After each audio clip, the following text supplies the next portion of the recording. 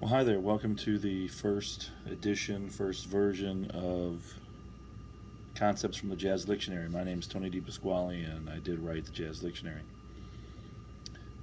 I spent a lot of years being frustrated with improvisation until I finally figured out that you have to treat improv, especially for beginners and students, junior high age students, earlier even, high school students, like you're teaching a language. When we teach our children how to speak, we don't give them the alphabet and then expect them to put the letters together to form words and then words together to form phrases. We teach them the phrases. We teach them mama, dada, bottle, I am hungry. And that's exactly kind of the approach that I take using the Jazz Lictionary and teaching my students how to improvise. I try to give them little pieces of the language that are already put together. And really what it comes down to is teaching students how to use intervals, how to use a scale. Barry Harris, the brilliant jazz pianist and educator, said, improvisation is all about interval play, using intervals the right way. So my book is put together very basic fashion, using jazz language. So, for example, and I use the numbers of the scale, so that we can remember. And I use kind of silly names so that we can remember these licks a little bit, to the point where once we get them learned, then obviously we're going to remember them. But until that point, we can, for example, I have a lick called 6 to 1. If I'm in the B flat scale, I play 6 and then 1. It's a pretty common lick. You hear it all the time. I will stand by the fact that if you go through the Lictionary and study it, you're going to hear these licks in so many jazz solos that you listen to. So if I just take the B flat blues,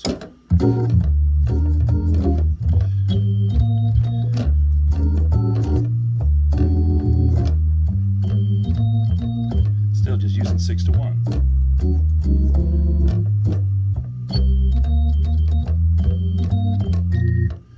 Right there I just use 6 to 1 and I play the low 1. Right there you've got good sounding jazz language. Not only are you learning the language in the Jazz Lictionary, but you're learning articulations, you're learning jazz feel. The book is a call and response book. So you'll hear the lick played, then you play it back. Okay? So that is 6 to 1 over the blues. I think a lot of times people try to get too complicated when they're improvising, try to play every scale over every chord change. And if you really listen to the masters, they generalize a little bit more. Let's take another lick from the Jazz Lictionary. I call it Buddha Buddha. Kind of silly name, huh? Buddha Buddha Buddha. Put that together with 6 to 1.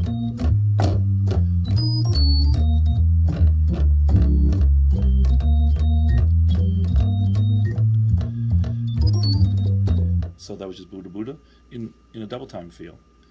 So now, in order to play double time feel, you've got to know licks like this. You have to have a prearranged pattern. You don't just play double time on the spur of the moment. And you really don't improvise on the spur of the moment. You're using ideas that you've practiced, that you've heard, you've worked on before. Yes, when you get to a certain level, yes, you can start putting, yes, you can be creative geniuses, yes. But you got to start here first. So what I did there, I used 6 to 1 and Buddha Buddha, which is 4 5 flat 3 3 1. And we can stretch it out.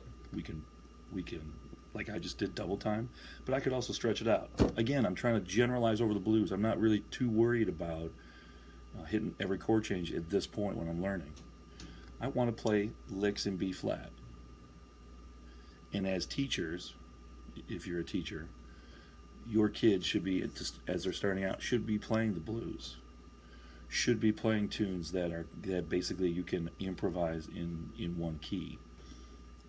My feeling is, if you have a jazz band and they are really killing it ensemble-wise, but when it comes to the solo section, they're not hitting the key, they're not hitting the right chord tones in the right time. That's a huge flaw, and it's got to be 50-50. 50% really good solos, and then the 50% ensemble. It has to be both. It can't be 80% ensemble, 20% solos. Those jazz bands are not enjoyable to listen to, and really are not historically accurate. So, getting back to the blues, getting back to 6-1, 6-1 in B flat, Buddha Buddha, 4-5, flat 3-3, 1-1-1. Okay, here we go.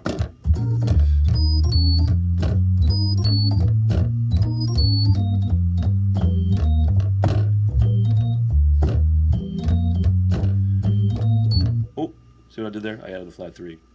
6-1-1, 6-1, flat 3. Oh, so now as I'm playing these licks, it leads to other ideas. I've never meant for this to be the only system you use to improvise. This is simply the beginning, a starting point.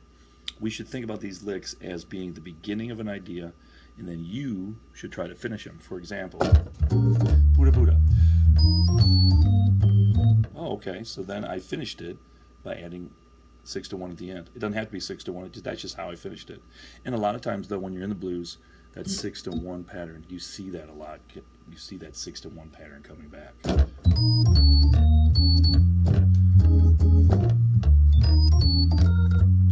Oh, that was just Buddha Buddha. Instead of ending on the low one, I end on the high one. All right, 6-1. Flat 3.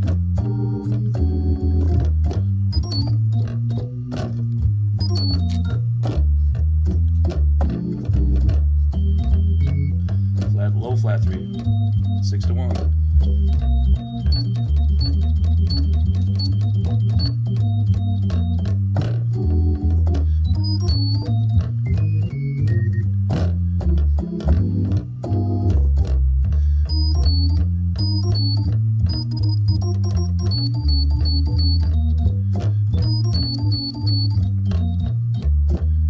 So there you are. You've got two ideas, two pieces of language, and we can use those to improvise little ideas off of. Well, that's the first part, the first episode here in our Concepts from the Jazz Lictionary video series.